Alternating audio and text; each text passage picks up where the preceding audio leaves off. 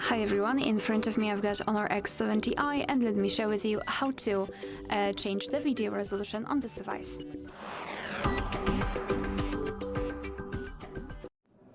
So let's begin with opening the camera app. And currently we are in the standard photo mode, so let's switch to the video one. Just tap on the video.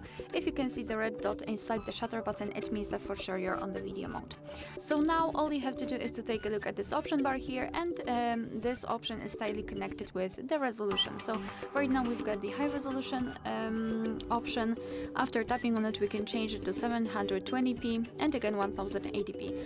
Let me enter the settings, because as you can see, if you're not the biggest fan of changing the resolution right there in the camera, you can do it in the settings. So just tap on it, and as you can see, we've got actually 4 different options, because we've got 720p and 1080p, but the ratio is different. So we've got 21:9 and 16:9. So it's of course up to you which option you prefer. Simply mark the option, and if it is notified here, it means that from now on your device will use the chosen resolution whilst recording a video.